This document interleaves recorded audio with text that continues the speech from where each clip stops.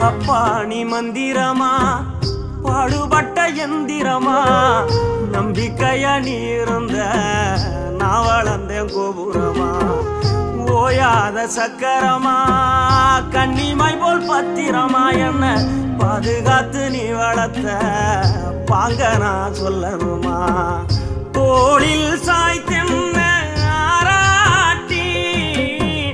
துவண்டு விழும்போது சீராட்டி